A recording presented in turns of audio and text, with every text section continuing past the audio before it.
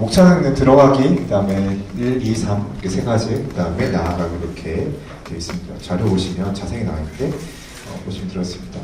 처음에 이제 저희가 충혈교회 시작이 1953년 9월 6일로 작년에 70주년 기념 행사를 했었습니다. 그래서 이 부분에 있어서 처음 이제 들어가기에 저희가 70년 행사들 가운데 가장 처음에 했던 부분이 뭐였냐면 충혈교회 설립 70주년 기념 학술 컨퍼런스입니다. 그래서 온충지심이라고 해서 충혈을 알므로 새로운 것을 배우다라는 전체 주제로 개최했습니다. 그 중에서 세 번째 발제하셨던 화강민 교수님께서 우리 그 과거의 그런 통일 선교와 또 앞으로의 북한 선교와 또한 앞으로의 통일 선교가 어떻게 될지를 그런 것들을 좀 이렇게 발표하셨고요. 뿐만 아니라 좀 중에 제가 앞에 이렇게 보여주었던 이제 충혈교회 70년사가 있습니다. 그래서 작년에 이제 출간을 했고요. 그래서 이제 교회 설립 70주년에는 큰 행사로서 한 약 1000명 가까이 오셔서 성대하게도 이러한 70주년 행사를 했었습니다. 그리고 논문 이번에 주요 포인트는 이렇습니다. 우리 김창희 목사님의 자료를 중심으로 70년사에 나와 있는 근거로 해서 제가 발표를 좀 정리를 했고요. 뿐만 아니라 충혈교회 70년사를 준비한 편찬위원회가 있습니다. 거기에서 추가적인 자료들이 있는데 그건 아직 출간이 되지 않았던 거고 일부 이제 그 부분들을 좀 정리를 제가 좀 참조했고요. 뿐만 아니라 이제 김창희 목사님의 초기 목회 사역과 충혈교회 설립의 과정에 있어서의 북한 선교 어떤지 간략하게 좀 정리해 놨습니다. 그리고 마지막으로 두 번째로 1974년부터 시작된 북한 선교의 전신 씨앗 선교에서와 그다음에 1977년 북한 선교의 설립 과정 그러한 과정들을 좀 간략하게 서술되어 있고요. 그다음에 김창희 목사님 북한 선교 이후에 한국 교회에 미친 영향에 대해서 몇 가지로 정리를 했습니다. 그래서 첫 번째 우리 김창희 목사님에 관련된 부분들이 좀 자세히 좀 많은 분들이 모르실 겁니다. 그래서 이 부분에 있어서 간략하게 북한에서의 그런 사역입니다. 일제강점기 시대 때 1917년에 10월 24일에 이제 탄생하셔서 이렇게 기독교 집안에서 이렇게 자라나셨습니다. 그리고 일찍 이제 아버님이 돌아가시고 그다음에 과부로서 이제 35세 젊은 나이에 어머니 신앙을 본받아가지고 20세에는 전도사의 길로 이렇게 일찍 이렇게 목회의 길로 들어서셨습니다. 특별히 그 스승이신 이기성 목사님의 영향이 큽니다. 그래서 신사참배 반대 운동을 했던 참배 운동을 했던 반대 운동을 했던 신앙을 배움으로써 하셨고요. 그다음에 청전교회와 성덕교회 전도인을 활동하셨고, 그다음에 해천교회에서 전도 사역을 하셨습니다. 그래서 이제 그 1938년에 있었던 신사참배를 결의하였던 그것을 이제 이것을 이제 통과가 되었는데 그때 김창인 그 당시 전도사님께서는 노예 탈퇴를 선언하시고 또 따로 이렇게 모여서 교회에서 이제 예배를 드렸습니다. 그리고 만주로 피신하여 와서 이제 계속해서 이 반대 운동을 펼치셨고요. 네, 부모님의 신앙과 그다음에 스승이신 이기성 목사님 신사참배 반대 운동의 영향으로 순교적인 그런 사역들을 이제 감당하셨습니다. 그리고 월남 이후에 계속해서 이제 이어지는데요. 그래서 북한에서 이 공산당 집권 하에서 이제 기독교 박해가 시작되니까 많은 지인분들이 여러 가지 이제 조원에 있어 이제 올라가게 되시는데 그 전에 이제 7차례 감옥에 투옥되셨습니다. 그래서 그러한 북한의 이러한 박해를 통해서 이제 남쪽으로 이제 가시기 전에 1946년에 해주의 이제 황주에서 재경교회를 설립하여 전도사로 사역을 하셨고 또한 이제 1948년 12월 3일에 이제 서울로 오셔가지고 이제 본격적인 그 사역들을 월남의 사역들을 하게 되셨습니다. 그래서 이제 1949년에 원래 처음 이제 서울에 장충동에 이제 재건교회를 이제 설립하셨고요. 근데 이제 공교롭게도 이제 6.25 전쟁이 일어나면서 이제 2.45 때 이후에 이제 부산으로 내려가셔서 한명더 집사님 외에 이제 13명과 함께 부산에서 이제 새롭게 교회를 시작하게 되셨습니다. 그래서 52년도에는 부산 서부교회에서 마지막으로 예배를 드리고 동신동 일가에 있는 천막교회로 해서 피난민들이 모여서 부산 동일교회를 건립하셨습니다.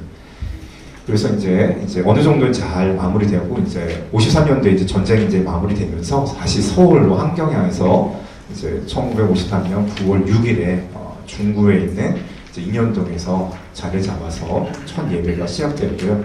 김창희 목사님께서도 의회에 이제 합류하셔서 첫 예배를 11월 1일에 주일에 첫 예배를 드시면서 본격적으로 남한에서의 그런 사역들이 시작되셨습니다. 의회 이제 여러 가지 이제 부흥 발전하면서 이렇게 첫 건축과 이런 과정 가운데 예배를 드리셨습니다. 그러면서 이제 3년간 불렸던 충현교회 원래 명칭은 이제 동일교회였는데 충현교회를 바꾸면서 이런 이유 때문에 그 통일교회 그러한 영향으로 인해서 이게 이제 중점이 되고 이제 오해를 받을 수 있어서 이제 충현교회로 해서 그 당시에 충무로의 충자와 야현동의 현자를 따서 이제 충현교회가 됩니다. 그래서 1955년부터 이제 고려신학교에서 신학을 온 것입니다. 그래서 우리 원래는 충현교회가 이제 고신즉 기반에서 시작했었습니다. 근데 이제 이후에 이제 합동적 교회로 이제 넘어오면서 이제 이쪽에서 이제 사역을 이제 하게 되셨습니다.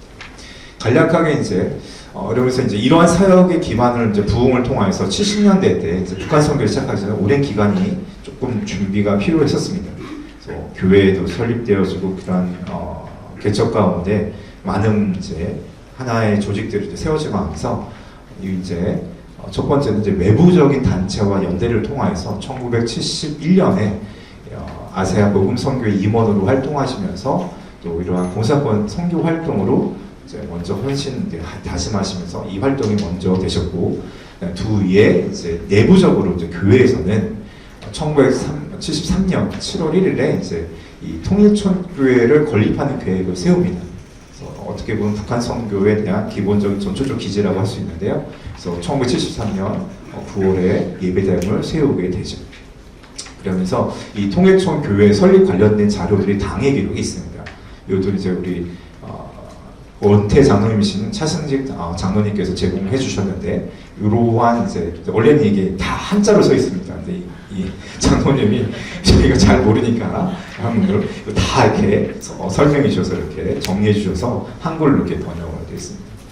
그래서 이렇게 당의 정기 회의록도 있고요. 그래서 이렇게 김창희 목사님과 이러한 서기 장로님 통해서 이렇게 구체적으로 어떻게 건립되는지 부분들을 설명해 주셨습니다. 그래서 이제 1970년대 북한 선교 가운데 중요한 포인트는 뭐냐면 1968년도에 저희 이제 충현교회의 5대 목표가 이제 완성이 이제 되는데 그 중에 가장 중요한 포인트 가운데 청군 일꾼을 키우자, 두 번째가 북한 선교입니다. 북한 선교를 하자. 그래서 이 부분은 지금은 이게 이제 충현교회 지금 현재 5대 부분은 빠져 있는데 그 당시 이제 68년도 이렇게 있었습니다. 그러면서 이제 68년도에 목표가 선정되어지고 북한 선교 운동이 이제 교회에 대해서 공론화되면서 그 이후 10년 뒤에 그러니까 바로 이렇게 뭐 조직이 이렇게 세워진 게 아니라 10년 뒤에 이제 북한 선교회가 발족이 됩니다. 그래서 이 북한 선교 관련해서 이제 시험에서의 사역이 어떻게 되냐면 이제 출발점은 우리가 이제 여러분 아시겠지만 씨앗 선교입니다. 그래서 1974년에 동경에 있었던 그 선교 대회를 통해서 이렇게 거기에서 급조해서 거기에 참여하신 분들을 중심으로 해서 씨앗 선교가 발족되었고요.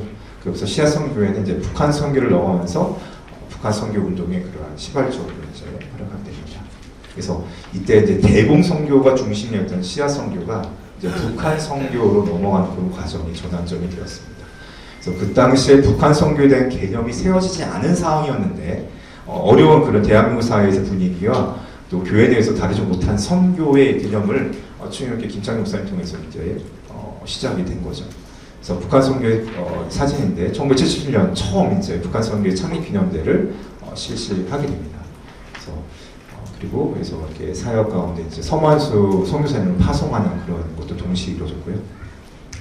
그래서 또한 북한 선교의 차량이 있습니다. 이 차량 나중에 설명드릴 텐데 이 차량으로 해서 전국을 돌아다니면서 북한 선교를 알리고 홍보했던 그러한 것입니다. 그래서 김창희 목사님과 서문수 선교사님이 되시겠습니다. 그래서 이제 그 1970년 4월 29일에 이제 본격적으로 이제 창립이 되었고요. 조직은 이렇게 초기의 조직이 이렇게 있습니다.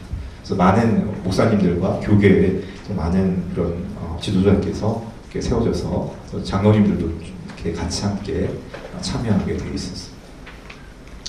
그래서 이제 1984년 이제 이 조직이 이제 변천이 됩니다. 길자이 목사님의 이사장으로 세워지면서 이제 명칭이 이제 기독교 북한 선교회로 개명되기 전까지 북한 선교회가 이제 충혈교회 중심으로 일을 감당하였고요. 그리고 81년에 이제 충혈교회 전도위원회 산하 북한 선교 분과가 설치가 됩니다. 교회 내에서 먼저 설치된 게 아니라 이제 외부에 있는 그런 조직과 함께 북한 선교회가 조직되었고요. 83년도에는 이제 북한 선교 특공대가 이제 신설되어가지고 초대 사령관으로 김창희 목사님이 이제 선임되셨습니다. 그 이후에 이제 84년도에는 북한 선교위원회로 개칭이 되었습니다. 그리고 북한 선교회가 이제 조직 내에 이제 조직적으로 86년까지 있다가 87년도에는 이제 북한 선교 교육자 재정을 분리하게 됐고요. 그다음에 2003년 1월까지 북한 선교의 다양한 형태로 조직되다가 폐지된 이후에 16년 만에 19년에 다시 신설되어 있었습니다. 그래서 이제 그 표를 보시면 잘 나와 있습니다. 그래서 북한 선교 전례 작년에 있었던 이제 70년 기념 행사에 이 북한 선교에 관련된 사진들을 다 이렇게 좀 모아놓은 사진이 있습니다. 그래서 이러한 여러 가지 다양한 그런 사역들을 지금 보고 있습니다. 그래서 이 북한 선교의 확대가 그 열매인데요. 첫 번째는 이제 북한 선교의 지방 조직이 활성화되었습니다. 서울 지역뿐만 아니라 지방 곳곳에 이제 사역들이 있어서 충남, 전북, 대구, 경북 지역으로 이렇게 활성화되었고요. 그다음에 이런 계획 아래에서 다양한 이제 경건 훈련과 그다음에 민족보고마 선교 역량을 키우는 그러한 것들로 했고요. 그다음에 군목초청 간담회 이러한 군부대 중심으로 하는 그런 사역들이 있었고요. 그다음 3.1절 구국성회와 8.15 구국성회를 개최하여서 이제 많은 사람들을 동원해서 이제 북한 선교를 알리는 계기가 되었습니다. 그리고 또한 마지막으로 이제 농어촌 지역의 복음을 위해서 미자리 농어촌 교회의 부흥인도를 100회 이상 이제 계획을 했습니다. 그리고 여기서 이 북한 선교의 국내 조직으로 부산 때부터 시작해서 전남까지 확대가 되었고요. 특별히 이제 디아스포라 한인교회 밑집 지역에서도 이 북한 선교 지부를 설치해서 파라가이에 먼저 세워졌고 그 외 아르테까지 남미까지 이렇게 확대되었습니다. 그래서 북한 선교의 확대와 그 열매 가운데 북한 선교의 기구표를 통해서 이렇게 조직이 완전 이렇게 다양하게 또 국내 지부, 해외 지부로 해서 이렇게 시작되었습니다. 네, 북한 선교의 8가지 목적이 있습니다. 뭐냐면 첫 번째는 무신론, 공산주의들에 대한 그래서 어떻게 보면 대공선교 그 밑바탕에 있었던 씨앗 선교회의 그런 기조가 그대로 이제 반영되었고요. 또한 이제 국내 복음 선교 및 대공지하 선교 활동, 기독 정신의 연구 생활화, 그다음에 기독교인의 방향 제시와 사회봉사, 그리고 국제 기독 실업 간의 유대와 연합 활동, 그다음에 귀순용사 선교 이렇게 되어 있습니다. 그래서 그 가운데 구체적으로 사업이 이렇게 8가지로 정리되어 있습니다. 그래서 성경 방포, 방송 선교, 북한 선교에 대한 대중 집회, 차량 선교, 아까 보여드렸던 그 차량으로 전국을 돌아다니면서 북한 선교의 그러한 일들을 홍보하고 또 전했던 것입니다. 그다음에 북한 이제 귀순용사, 그 당시 이제 70년대 귀순용사에 대한 것들이 이제 이슈가 되면서 전도의 위로가 됐었고요. 그다음 문서 선교, 그다음에 북한 선교를 위한 선교사 훈련 및 양성 과정을 활발하게 진행됐고요. 특별히 아까 보여드렸던 총일천 교회, 다성경 교회를 이렇게 교회를 후원하는 그런 사역들을 진행했었습니다. 그래서 이 아까 말씀드렸던 이제 이 많은 분들이 같이 참여해서 1997년, 79년 봄부터 해서 이런 사역들이 시작되었습니다. 그리고 또한 북한 선교의 훈련원이 강원도 정선에서 이제 개원돼서 보통 이제 강원도 정선 가서 많은 그러한 도광 훈련도 하고, 그래서 이 북한 땅의 그러한 특공대처럼 해서 전도 훈련들을 이제 활발하게 했었습니다. 그래서 여기 이제 전도 특공대 지도자 과정을 통해서 훈련 과정을 통해서 이 수백 명의 이제 훈련하신 분들이 같이 이렇게 동참했었습니다. 그리고 북한 선교 부흥회가 이제 충혈기도에서 이제 시작되어서요. 이렇게 많은 우리 이제 뭐 성도님뿐만 아니라 충혈교 성도님뿐만 아니라 많은 외부에 있는 북한 선교를 감당하는 그런 성도님들이 함께 충혈교에서 이렇게 큰 집회를 시작했습니다. 그래서 이제 이 확대 가운데 이제 이 확산되면서 독지가가 이제 그래서 주요 두 분이 계십니다. 한 번은 충영교회 조관실 권사님이 이제 그 당시 시가 70억 원 관련해 어마어마한 돈을 이제 기증하셔가지고 그증 예배도 드렸고요. 그다음에 신해복음 선교회 그 이사장이었던 현신혜 권사님께서 마찬가지로 동일하게 약 30억 관련의 재산을 헌납하셔가지고 기증 예배를 드렸습니다. 그래서 이와 관련해서 사진이 이렇게 되어 있습니다. 그래서 이렇게 현신혜 권사님 사진 예배 가운데 김창현 권사님께 이렇게 드리는 그러한 사진이 있습니다.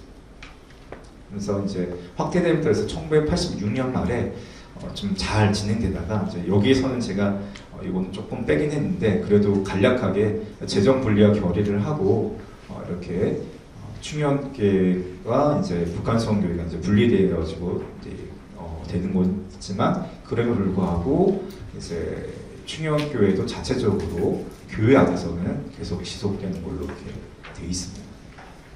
그래서 그 당시에 이제 있었던 이제 조순상 목사님 같은 이제 분이 이제 있다가 김창현 선생과 좀 불협화음이 있었어요. 그래서 재정적인 여러 가지 문제로 이게 아예 북한 선교를 이제 충영교회가 손절하는 그런 게 있고요. 그 다음 아까 초기에 이제 언급했던 2000년도에 이제 왕성교 김창현 목사를 통해서 기독교 북한 선교회로 후수 통합되어가지고 그 당시에 이제 김창현 목사님께서는 은퇴하셨기 때문에 거기 이제 고문으로 선임되셨습니다. 그래서 이제 마지막 세 번째 본론에서요. 국내적인 영향을 좀 보고 싶습니다. 그래서 아까 제가 언급했던 8가지 사업들이 그 모든 것들이 이제 모든 사업에 이제 관련해서 첫 번째는 이제 언급했던 성경 확보 사업 이 부분이 이후에 이제 순고자의 소리나 모퉁이들 선교를 통해서 확산되어지고 더 발전한 걸로 보고 있습니다. 또한 두 번째로는 북한 선교 활발했던 이 방송 선교가 있습니다. 그 당시에 같이 했었던 이제 동방송이나 이런 아시아 방송들이 거기서 이제 일부 했지만 이후에 이제 북한 선교 방송 광야의 소리를 통해서 뿐만 아니라 이제 TWR 이 방송을 통해서 더 발전되었죠. 뿐만 아니라 이제 북한 선교를 위한 대중 집회 이 부분이 이제 마찬가지로 주빌리나 에스더 기도 운동 등 다양한 단체들에서 확산되어지고 또 계속 이어진 걸 볼 수 있습니다. 이제 기술용사 초청 위로 이 전도 사업은 이후에 90년도에는 이제 탈북민 이제 많이 이제 넘어오면서 이분들을 섬기는 그러한 교회나 그런 교회 단체들이 많이 좀 발생했고요. 그다음에 다섯 번째는 문서 선교입니다. 북한 선교회가 주기적으로 발간한 북한 선교라는 원로가 있습니다. 지금도 계속 발견하는데 이와 관련해서 모퉁이돌 선교회나 또한 한국 오픈도어 선교회 이러한 관련된 또 통일코리아 협동조합 같은 데서도 이러한 대관제적 것들을 통해서 계속 지금 더 발행하고 있습니다. 여섯 번째로는 이제 선교사 양성훈련인데요. 이 관련해서도 다양하게 이제 그 이후에 북한 선교, 통일 선교를 세우기 위한 교육들이 시작했었죠.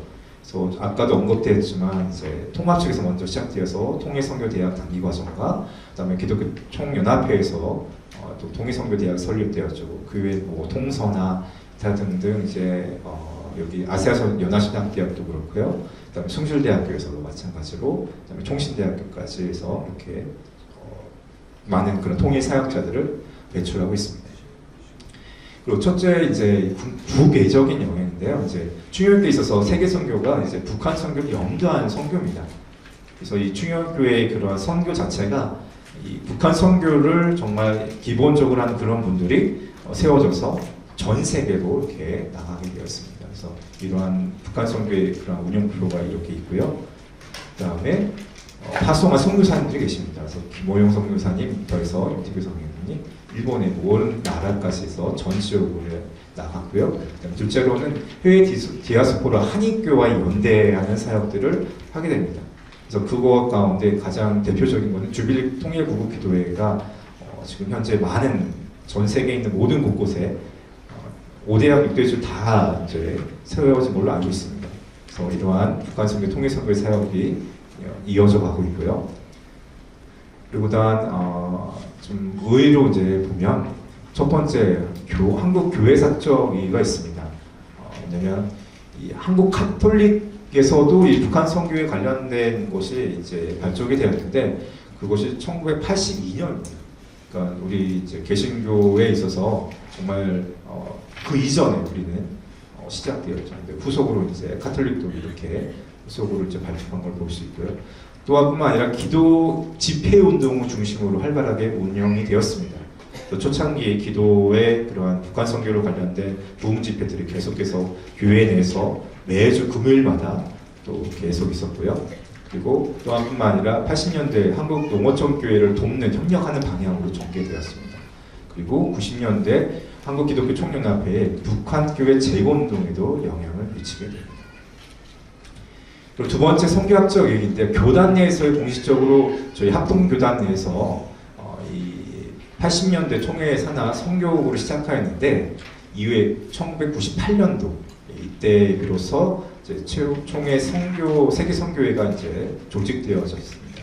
근데 이전에 우리 충영교회는 77년부터 시작되었고, 그 이전에 1971년에 서머스 목사님 인도네시아로 일대 파송 선교를 선교하면서 교단보다 훨씬 앞섰던 것을 볼 수 있습니다.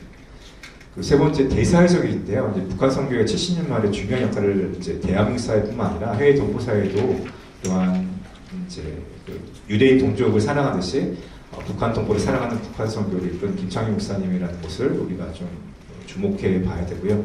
이때 가장 대표적인 어렵던데, 북녘 땅에 이른 형제 복음으로 다시 찾자, 이 슬로건을 통하여서 많은 확산들을 하게 되었습니다. 그래서 대사적으로 영향을 줄 수 있는 여러 가지 아젠다들이 있습니다. 그 가운데 이제 휴전선화 물러가라, 우리는 전진한다, 안 되면 되게 하라, 그다음에 북녘 땅에 보아야 하리라, 그다음에 북한이 열릴 때 각도를 책임지자. 그래서 원산연대, 개성연대, 평북연대 이렇게 구체적으로 각 지역마다 활성돼서 이러한 것들을 할 수 있는 그런 것을 볼 수 있습니다. 세 번째 이 대사회적 이익 가운데, 그 당시 저희 충영교회에서 이제 심으셨던 장로님 중에 이제 김영상 장로님이 계십니다. 이분이 이제 93년부터 98년까지 이렇게 통일에 대한 정책으로 부총리 겸 통일원 장관을 했던 한한상 교수님이 이제 계셨습니다. 그래서 이분을 통해서 또한 뿐만 아니라 이 민족 공동체 통일 방안, 이때 이제 경추사를 통해서 이제 통일 방안이 제시되었는데, 이때에 말맞춰서 1994년 12월 4일에 충영교회도 그동안 있었던 국방선교 세미나를 개최해가지고 그 당시에 영임했던 한한산 장로님을 강사로 모셔가지고 이슈베이스를 향한 북한선교의 방향이라는 주제로 이렇게 진행하기도 했었습니다. 그래서 이제 북한 선교 기교 변철을 보시면 이렇게 93년부터 2003년까지, 그러니까 이 당시 제가 이거 다시 한번 정리한 거는 대사회적으로 충영교회가 이러한 교회의 사역들이 진행된 것을 좀 다시 한번 강조해서 제가 하나 찍어놨습니다. 네, 마무리하겠습니다. 김창호 목사님 사역과 북한 선교회 시작이 북한에서 사역으로 시작을 되었지만, 올람 위에 첫 개척교회가 장충동에서 장충재병교회로, 그리고 또한 피난 가운데 부산의 동일교회에서의, 또한 서울에서 충영교회 그 전신인 동일교회까지 이 북한 선교의 근간이 되는 북한 피난민으로 그 정체성 계속 유지된 것을 볼 수 있습니다. 그리고 피난민 중심의 교회 제척으로 다시 북한이 열리고 통일이 되었을 때 염다고 시작한 그런 충영교회의 초기 68년에 5대 별표 중에 하나인 북한 선교가 교회 중심 사역으로 위치하고, 또한 그 열매로 1970년에 북한 선교회가 이제 열매를 맺게 됩니다. 그래서 첫째는 이 목회의 특징으로 보실 때는 순교자적 신앙의 체험 이것이 있고요. 둘째로는 이제 오로지 이인받은 충영교회의 목양에 전력 투구했고, 세 번째 천시가 타협하지 않은 정도를 걸었고, 넷째는 시대의 흐름과 변화를 민감하게 파악하여 적기에 대응하는 선지적인 안목이 탁월했고요. 그다음에 다섯째는 교회의 조직과 제도를 마련해서 목회에 잘 적용하였다는 것입니다. 그래서 이렇게 이게 김창희 목사님 동안 이 사역 가운데 실향민들이 있어서 이 북한 선교에 전 교회적인 많은 참여와 투자를 해서 그 당시 한국 사회 통일의 영혼을 제공하는 큰 기여를 했다는 평가가 있습니다. 그래서 이 충무로 시대 때부터 해가지고 역사 시대까지 해서 이 시대까지 하나님께서 또 김창희 목사님 통하여서 이렇게 귀한 사역들을 하셨고요. 하지만 좀 어려움이 있었습니다. 90년도에 이제 교회 내분과 이런 걸 통해서 잠시 약해졌지만 현재 23년도에 다시 한번 통일 선교로 이어가고 있습니다. 그래서 이 충영교회 김창희 목사님 통하여서 이제 북한 선교에 영향이 많은 사람들이 다른 교회나 선교단체에 활약하고 더 많은 북한 선교 열을 그래서 확대되었다고 볼 수 있습니다. 지금 현재 이제 이 북한이 어떻게 보면 사실상 부동의 1위거든요. 여전히 박해국가고 기독교 박해국가로 인권에 대한 문제인데 올해 2024년 9월에 서울 인천 로잔 대회가 있습니다. 이때 좀 이것이 많이 부각되면 좋을 것 같습니다. 북한 선교에 대해서 전 세계 교회가 이 초기 북한 선교에 헌신한 우리 김창희 목사님의 그런 북한 선교 운동에 대해서 다시 한번 재조명이 필요하지 않을까 합니다. 그리고 더 구체적으로 북한 선교 연구가 필요하다고 저는 보고 있습니다. 네. 저는 마지막으로 이게 좀 중요할 것 같은데요. 이제 북한 선교회가 설립된 지 이제 2027년이 되면 50주년이 됩니다. 그때 좀 교단적뿐만 아니라 많은 분들이 다시 한번 모여서 또 어떻게 보면 충영교에서 이것이 이제 북한 선교가 시작되었는데 좀 의무적으로 같이 함께 나누고 또 이 북한 선교가 앞으로 또 통일되었을 때 어떻게 활약될지 이렇게 가면 좋겠다는 그런 말씀으로 제 오늘 마치겠습니다. 감사합니다. 충행교회 김창희 목사님께서 분단 시기 월남한 목회자로서 한국교회 현대사에서 빼놓을 수 없는 인물로 중요한 위치에 있다고 생각합니다. 특별히 영락교회 한경직 목사님과 함께 북한 선교 영역에서 선교적 방향을 제시한 기념비적인 인물입니다. 그래서 본 발제문을 통해서 김 목사님의 북한 선교에 가장 크게 기여하신 부분을 이 발제문을 통해서 정리를 해봤는데요. 첫째로는 담임 목회자가 북한 선교의 비전을 아주 중요한 목회적 목표로 삼았을 때 어떠한 영향을 미치고 어떤 결과를 맺을 수 있는지 중요한 통찰을 제공한다는 것입니다. 발제문에 보면 5대 목표 가운데 2개가 북한 선교와 관련된 목표라는 것을 알 수 있고 이것을 종합하면 북한을 포함한 민족 복음화의 개념을 목회적으로 천명한 것이다 이렇게 볼 수 있습니다. 김창희 목사님이 이 북한 선교를 시작할 때 시대를 생각해 보면 지금 이제 신냉전인데요. 그 당시는 이제 냉전 시기입니다. 북한이라는 얘기를 꺼내는 것조차도 굉장히 민감하고 조심스러웠던 시대 분위기 속에서 이런 적대적 분단 시대를 살아가던 그 당시에 큰 울림을 주는 그런 목회의 비전이었던 것 같습니다. 그래서 이 비전 아래서 성경 방송 선교, 문서 선교, 농어촌 교회, 차량 방문 선교, 대규모 대중 기도 집회, 기순용사 위로회 이것은 이제 어떻게 보면 오늘날 탈북자 사역인 것이죠. 그리고 북한 선교사 양성 등 주요 북한 선교 영역이 되는 사역들을 시작하셨습니다. 그래서 한 목회자의 이 북한 선교의 비전과 헌신이 어떤 선한 열매로 확산되는지 대표적인 사례를 알 수 있습니다. 이것을 통해서 우리는 여러 북한 선교 단체들과 또 각 지역 교단의 지역 교회들의 목회자들과 더욱 깊은 협력 속에서 북한 선교 사역을 이루어 가야 한다는 과제를 던져주는 것 같습니다. 두 번째, 이런 목회 비전을 통한 이 김 목사님의 북한 선교 사역은 용기 있게 이 대공산권 선교의 시작을 알린 기념비적 사건입니다. 씨앗 선교회로 시작되었죠. 북한 선교, 이 충영교회 북한 선교가 북한 선교회라는 또 독립된 기관의 모판 역할을 했습니다. 그래서 확고한 신념과 선교적 열정 없이는 시도할 수 없는 아주 대단한 일이었던 것 같습니다. 발제자께서 김 목사님께서 대사회적인 아젠다를 제시했던 북한 선교 관련 어록을 이렇게 소개를 하셨는데요. 굉장히 용기 있는 그러한 행보를 평가할 수 있고 이것이 당시에 이 교회를 출석하고 또 장로가 되었고 결국은 대한민국 대통령이 되었던 전 김영삼 대통령의 집권 시기 통일정책에 직간접적으로 큰 영향을 미쳤다는 것을 우리가 간접 추론할 수 있습니다. 지역교회 목회자가 때로는 공적 영역에서도 이런 목회적 선한 영향력을 통해서 직간접적으로 공적인 그런 영향을 줄 수 있음을 우리가 깨닫게 됩니다. 그래서 이 북한 선교의 이 통일 목회적 비전을 가진 지교회 목회자들을 통해서 이 북한 선교적 비전을 통해서도 공적인 영역에서 통일에 기여할 선한 영향력이 미칠 수 있으면 좋겠다는 생각이 들었습니다. 세 번째, 충영교회 북한 선교 운동과 그 북한 선교 운동을 담당했던 분들의 그 뒤안길을 보면 이 세계 선교를 추동하는 강력한 힘이 북한 선교에 있다라는 것을 깨닫게 됩니다. 이 북한 선교회가 세계 선교운에 사실 모체가 된 것 같고요. 또 이 북한 선교에 헌신했던 분들이 여기 표에도 나오지만 세계 선교사로 많이 파송이 되셨습니다. 지금 통일소망 선교회도 제가 알기로는 이제 북한 선교를 위해서 시작된 곳이지만 이제 중동 선교 또 지금 하고 있고 세계 선교회 아주 귀한 일들을 이제 시작하기 시작했는데 북한 선교가 세계 선교의 이런 강력한 추동 혹은 견인의 역할을 감당하는 것 같습니다. 그래서 이 열방 선교의 관문에 이 사마리아 땅 같은 북한 선교가 놓여 있다라는 것을 다시 한번 깨닫게 되고 특별히 요즘에는 북한 선교에 있어서 패러다임의 전환이 일어나고 있는 시대입니다. 과거에는 해외 그리스도인들이 직접 내지에 들어가든지 이런 사역들을 했는데 북한의 문이 닫히면서 이제 한국 교회, 북한 선교에 이제 노크를 많이 하고 있죠. 종종 소식을 많이 접하고 있는데 해외 한인 교회와 또 세계 교회 협력 관계 속에서 이제 새로운 북한 선교의 새 판짜기가 아름답게 세워져 나가기를 또 기대합니다.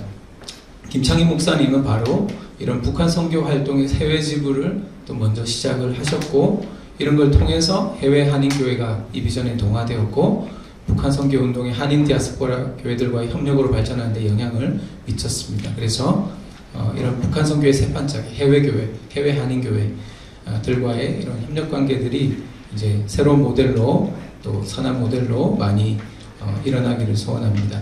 궁금한 것이 있습니다. 조금 지역적인 부분이긴 한데 첫 번째 궁금점은요.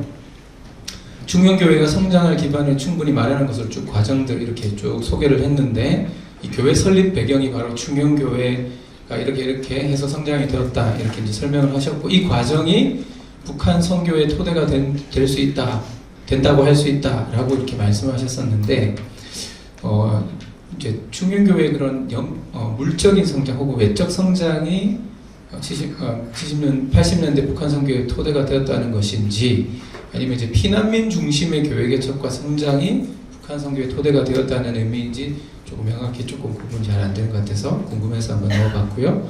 두 번째는 이제 연역을 소개를 하셨습니다.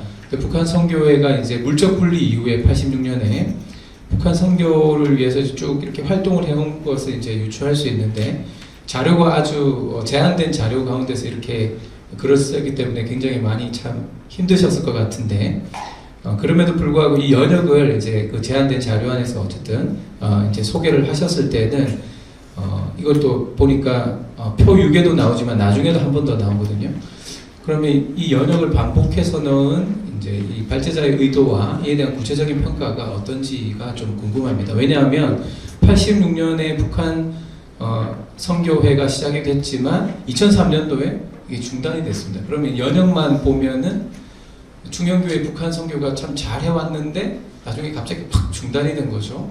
이제 어떻게 보면은 이것 때문에 중형교회 북한 선교가 그러면 실패한 건가? 그동안의 노력이 약간 이런 오해도 불러일으킬 수도 있는 것 같고요. 그래서 제가 잠시 한번 찾아본 바에 따르면 이제 2009년도 크리스찬 데일리라는 그 크리스찬이티 데일리라는 곳에 이제 기사가 나왔던데 제가 여기 각 주에서 그 자료에 대한 부분을 좀 이렇게 빠져가지고요 말씀드립니다. 근데 여기 보니까 북한 선교원이 나중에 한민족 세계 선교원이 되는데 이게 조모 권사가 굉장히 큰 기부를 하셨습니다. 근데 이게 이제 김창희 목사님 이후에 이사장이 되었던 또 조모 목사의 법적인 공방이 또 일어나거든요. 근데 이 조 권사님이 어떻게 이야기했냐면 왜 이렇게 북한 선교를 제대로 하지 않느냐 하는 어떤 그런 문제, 굉장히 어떤 심각한 그런 문제들이 좀 계속해서 일어난 것들을 이제 파악을 하고 이거에 대한 법적인 공방이 일어난 걸로 알고 있습니다. 이것 때문에 이 북한 선교 기관의 개인적 사유화가 야기하는 치명적인 약점들이 노출되었고 교회의 북한 선교 사역에 대한 부정적 분위기가 조성된 것이 아닌가. 이게 북한 선교 백부 폐지와 무관하지 않다라는 걸 추론할 수 있는 것 같습니다. 그래서 이런 일련의 사건들에 대해서 이제 목사님 아시는 대로 나중에 한번 좀 얘기해 주시면 좋을 것 같은데 건강한 조직 구조와 리더십 교체의 실패가 북한 선교뿐만 아니라 기관과 교회에 얼마나 큰 나쁜 영향을 줄 수 있는지 또 사례도 된다고 봅니다. 중형교회 북한 선교 사역을 이제 우리가 긍정적인 관점으로만 또 이렇게 보면 뭔가 창가가 될 수 있다고 봅니다. 그러나 이 연역을 통해서 북한 선교 사역의 어떤 이런 구조적 취약성을 드러낸 대표적 사례이기 때문에 이에 대한 냉정한 평가와 대책도 필요하지 않는가. 이걸 반면교사로 삼아서 앞으로 우리 북한 선교를 하는 기관과 교회들은 무언가를 할 때, 또 어떤 기관을 세울 때, 어떤 일을 할 때 검증된 리더십을 담당자로 세워야 되고, 투명한 운영을 위해서 행정적, 재정적 구조를 건강하게 세워가야 될 것 같다라는 생각이 듭니다. 마지막 세 번째, 충영교회만의 영향으로 북한 선교, 통일 선교 사역이 파생된 것으로 볼 수 있을까? 충영교회가 했던 사역들이 나중에 이제 발제자의 내용을 보면 여러 지금 하고 있는 사역들이 이제 막 쭉 이렇게 나열을 하셨거든요. 근데 이게 충영교회의 영향으로 하신 것들인지 이제 그분들에게 질적 연구가 좀 있어야 되지 않을까. 예, 여기 뭐 이제 대표적으로 주빌리 통일국 기도운동 우리 오성훈 목사님도 계신데, 이제 어떤 인터뷰나 이런 걸 통해서 충영교회를 통해서 영향을 받으셨는지, 아니면 그냥 우리 기도운동 하려고 한 건데 이런 부분 예를 들어 있을 수 있지 않습니까? 네. 충영교회 그런 거 했습니까? 뭐 이럴 수도 있는데 물론 알고 계시겠지만, 이런 부분에 대한 질적 연구를 통해서 충영교회가 어떤 영향을 줘서 오늘날 북한 선교단체와 그와 유사한 현재 사역으로 이런 것들이 개선되고 있는지, 그런 연구 결과가 좀 나오면 좋겠다 이런 생각이 듭니다. 어쨌든 오늘 충영교회 북한 선교 운동이 하루아침에 이루어진 결과가 아니라 북한 선교의 발족 전에 10년의 준비 기간이 있었다고 합니다. 오랜 기간의 기도와 준비 과정을 통해 잉태된 열매였음을 평가하셨는데, 이러한 발제자의 평가가 오늘 이 시대에도 여전히 적용되는 중요한 통찰이고, 북한 선교의 긴 여명을 향해서 긴 밤을 보내는 한국교회가 새겨야 될 중요한 통찰이 아닌가. 또한 헌신된 목회자 한 사람이 북한 선교 사명을 어떻게 일깨우며 한국교회와 사회에 기여할 수 있는지, 오늘 귀한 통찰을 제공해 주신 발제자와 논천의 기회를 주신 주최 측에 감사의 마음을 전해드립니다. 감사합니다. 네, 통일소망선교회 온성도 목사입니다. 먼저 아무도 나설 수 없었던 그 1970년도에 북한 선교를 시작하였던 우리 김창인 목사님의 북한 선교 운동은 한국교회에 많은 영향을 끼쳐왔습니다. 이에 대해 연구한 최준호 목사님의 발제에 대해서 토론할 수 있는 이런 기회를 주신 것에 대해서 먼저 감사드립니다. 그동안 북한 선교 사역을 하면서 충현교회 김창인 목사님, 그리고 씨앗 선교회 북한 선교 훈련원 자주 이야기를 들어왔습니다.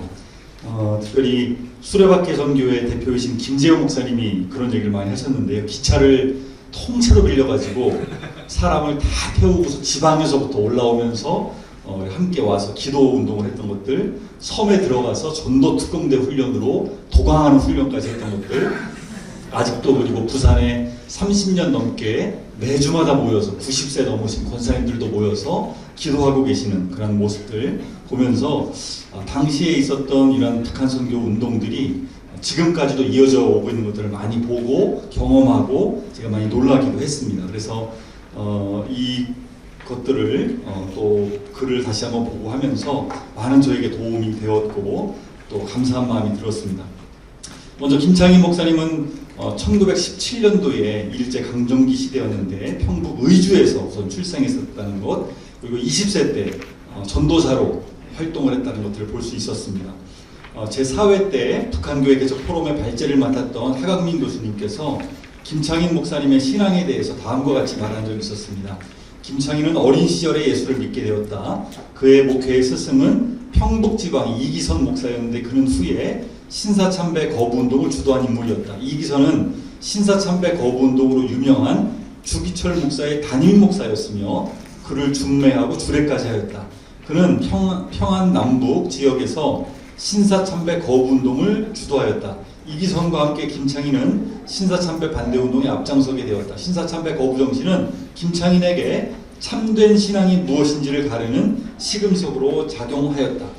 이러한 중요한 정신을 배우고서 이후에 계속해서 목회와 또 많은 사역들을 감당한 것을 볼 수 있는데요. 특별히 1945년 해방 이후에 북한의 공산당이 집권하면서 기독교 박해가 심해졌습니다. 그리고 김창인 전도사는 당시에 7차례나 감옥에 투옥되는 어려움을 겪었습니다. 그리고 나서 1948년도에 서울에 도착했고 그리고 부산까지 내려가서 교회를 개척했고 그 이후에 씨앗선교회를 발족하고 대공선교 그리고 북한선교 이런 것들을 했던 것들을 볼 수가 있었습니다. 이것을 보면서 정말로 씨앗선교의 그 이름처럼 북한선교의 씨앗이 되었다라는 생각들을 해보게 되었고요.